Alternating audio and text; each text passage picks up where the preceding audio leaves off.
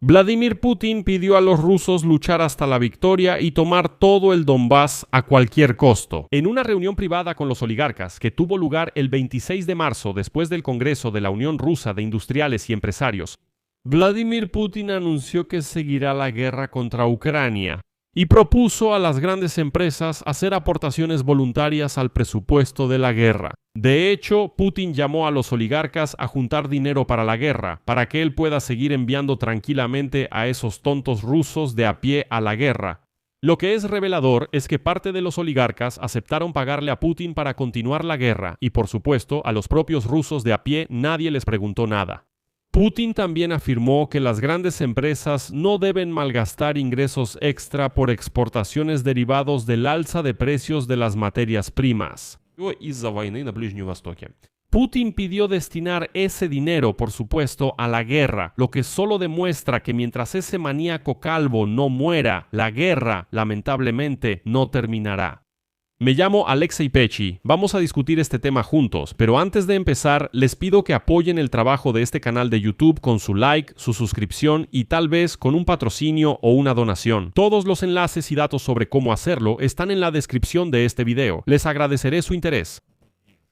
Suscríbanse a mi canal de Telegram Pechi News, el enlace está en la descripción.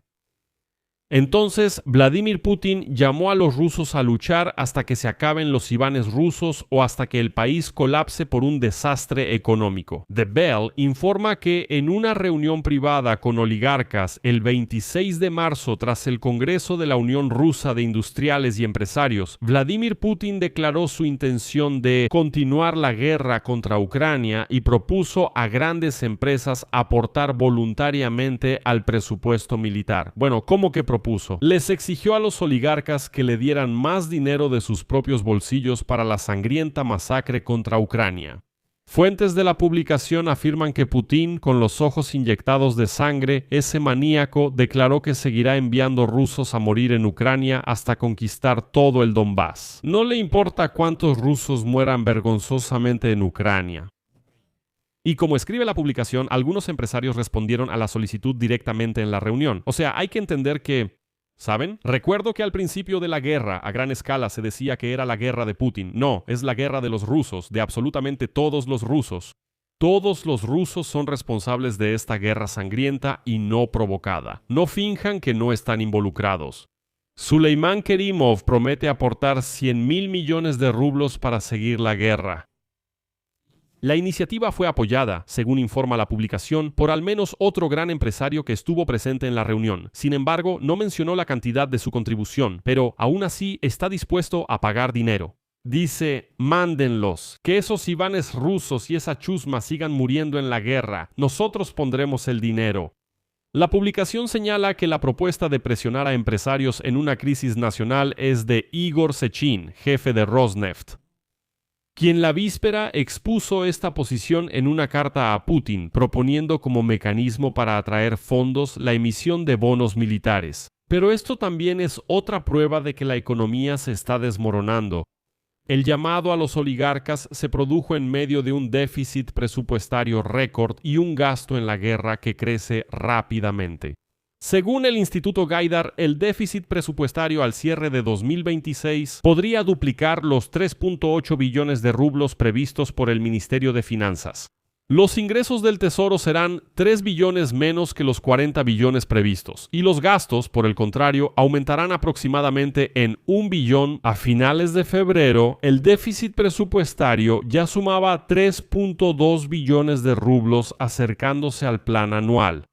Según los datos del Servicio Federal de Inteligencia de Alemania, de hecho, el déficit del presupuesto federal de Rusia en 2025 fue de 8 billones de rublos, aunque el gobierno de Putin declaró solo 5.6 billones. En realidad, la cifra es mayor.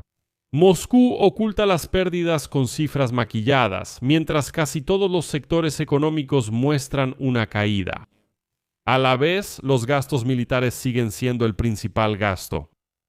En 2026, para la defensa nacional, aunque no se sabe contra quién se defiende Rusia, se asignaron casi 13 billones de rublos, esto es casi el 30% de todos los gastos del presupuesto, lo que equivale a 250.000 millones de rublos por semana. Esta cantidad supera los presupuestos anuales de 62 entidades de la Federación Rusa. Junto con los gastos en el bloque de seguridad, los gastos alcanzan los 17 billones de rublos. La parte del presupuesto, o sea, estos problemas de algunos rusos comunes a nadie le importan. Dios mío, ¿cuántos Iván rusos hay? Uno más, uno menos, ¿qué diferencia hay?